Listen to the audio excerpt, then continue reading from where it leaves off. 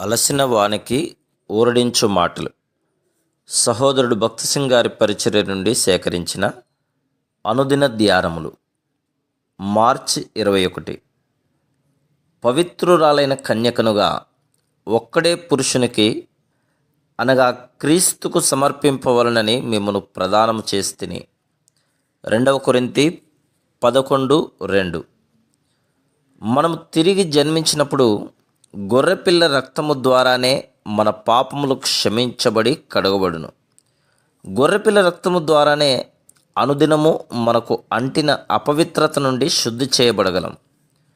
సాతాను ఎడతెగక ఏదో ఒక పాపమును మన జీవితంలోనికి తీసుకొని వచ్చుచుండును. ఎందుకనగా మనము శరీరంలో ఉన్నంత కాలం మన ప్రాచీన స్వభావము మనలో నుండును. ఈ భూమి మీద మనం పరిపూర్ణం కాలేం. రోమా 6వ అధ్యాయం ప్రకారం ప్రాచీన పురుషుడుగా పిలువబడు మన ప్రాచీన స్వభావంలో మరలా అపవిత్రపరచబడు పరిస్థితి కలదు. కానీ మనం ఎడతెగక ఆ అపవిత్రత నుండి కడగబడుచుండవలెను. మానవ ప్రయత్నముల ద్వారా దుష్ట తలంపులు స్వాధీనపరచబడలేవు. ప్రార్థనలో నీవు కళ్ళు మూసుకున్నను అపవిత్రమైన తలంపులు వచ్చుట గమనించగలవు. ప్రార్థన ఆరాధన సమయంలో నీవు అట్టి తలంపులు నీలో ప్రవేశించుట కనుగొందు. లేక రాత్రి ప్రశాంతంగా ఉన్న సమయంలో అట్టి తలంపులు వచ్చును. అపవిత్రతను కలిగించు కొన్ని విషయములు మనం వినుచుందుము. మానవ ప్రయత్నం ద్వారా అట్టి అపవిత్రత తొలగిపోదు. గొర్రెపిల్ల రక్తము ద్వారా మాత్రమే మనం కడుగుబడి శుద్ధీకరించబడుదుము. ప్రకటన గ్రంథం 19వ అధ్యాయం 8వ వచనములో మనము పెండ్లి కుమార్తె గురించి చదువుదుము.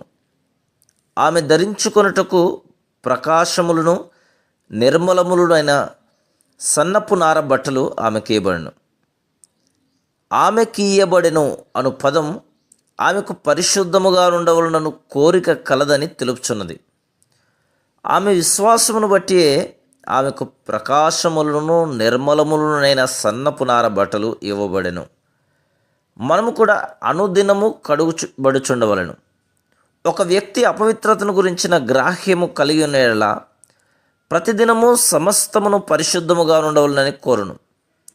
అదేవిధంగా ఆత్మీయంగా మనం పరిశుద్ధముగా ఉండవలనను కోరుకొనవలను. మనకు అపవిత్రత కలిగినదని గ్రహించగానే విశ్వాసముతో గొర్రెపిల్ల రక్తము ద్వారా శుద్ధీకరణను కోరుకొనవలను. మనము ఆ రక్తమును దినదినమునకు 1000 సార్లు ఆయనను కోరుకొనవచ్చు. ఆ గొర్రెపిల్ల మనల్ని నిరాకరించదు. మనం ఎన్నిసార్లు ఆయన ఎదుకు వెళ్ళను ఆయన మనల్ని కడుగుటకు ఇష్టపూర్వకంగా సిద్ధంగా ఉన్నాడు.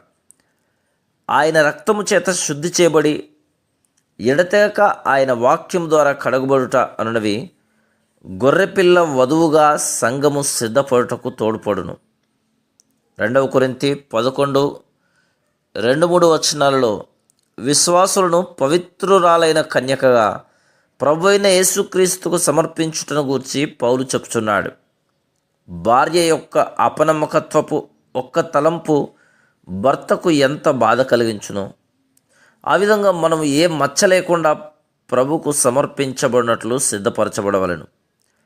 ఆయన దగ్గరకు వచ్చిన తర్వాత మనం అపవాదికి కానీ వాని అనుచరులకు కానీ కొద్ది స్థలం ఇచ్చుటకైనను అనుమతించకూడదు. అంతేగాక చిన్న అపవిత్రత కూడా మనలో ఉండకుండా చూసుకునవలెను.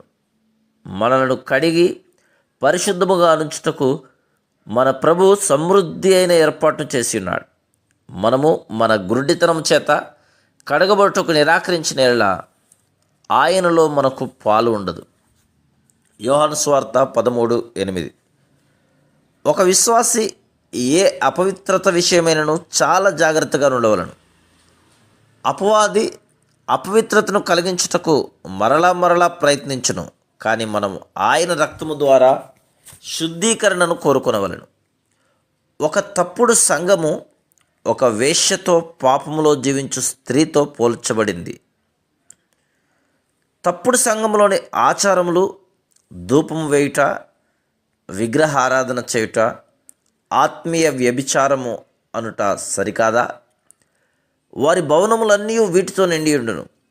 వీటి ద్వారా ఇంకనూ వివిధములైన ఆచారములు, కట్టడలు, అలవాట్ల ద్వారా ఆత్మీయ వ్యభిచారము అనుదినము జరుగుతూనే ఉన్నది. అటువంటి వారు యేసుక్రీస్తు ప్రభు యొక్క పవిత్రురాలైన కన్యకగా పిలువబడరు. Praise the lord.